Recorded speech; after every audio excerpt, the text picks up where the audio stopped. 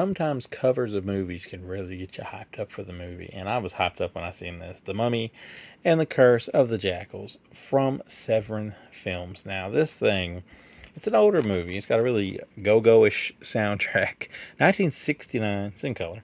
A genuine kids master. I can't pronounce that, but it's a genuine masterpiece. This is from Killer Horror Critics. There you go. If you want to get a little bit of a look at what you're getting on here.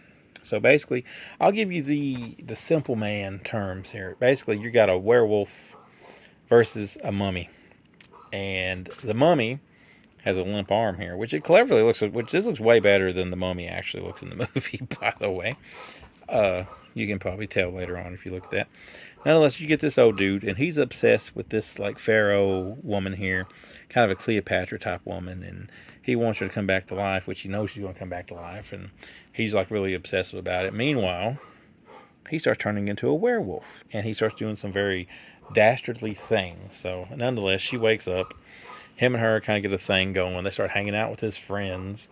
And but pretty soon her little partner in crime that's destined to wake up is this mummy fella right here with the eye bulging out. He comes live and he starts going around looking for her, and in the process he starts choking people out with a one arm choke, like a headlock. He just keeps choking people with, and he keeps that going for the movie, which is kind of funny to watch, even though it's kind of drags. The Wolfman, he's got a little bit of a body count on him too as well. But it's not really gory, it's not really bloody, so if you're looking for that, you're not going to get it. But still, somehow, despite itself, you keep waiting for these two to clash, and then when it finally happens, it just kind of ends. So it's very anticlimactic when you actually get to that portion of the movie. But nonetheless, it's nice to watch probably with some friends, but by yourself, it's not that great. So I give it a 2 out of 5, and I'm sorry, because Severin, I'm glad you guys are putting stuff like this out. You could read a whole big thing here about how this movie was pretty well like lost on VHS for years, or was just in VHS as hell for years.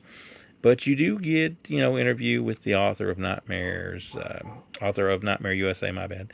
And then you get an interview there with the film historian regarding the mummy, or the mummy and Cowboys, Mummies, and Oliver Drake, my bad. I'll read properly one of these days, hopefully.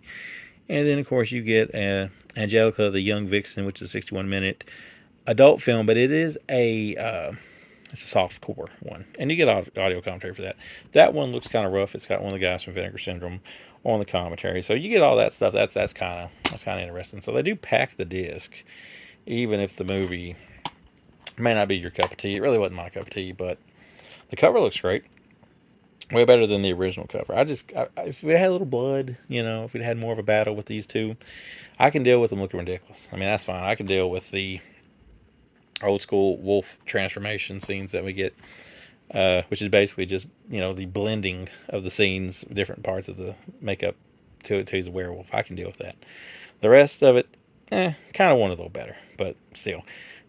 Severin put it out. It's pretty cool. They've put out a bunch of weird stuff. Like, I'm currently watching The Creature right now. Like, I had to pause it, but I'm watching that, and it looks like it's going to be way better than this, but we'll see. But this one here is a 2 out of 5, so yeah. Check it out from Severin.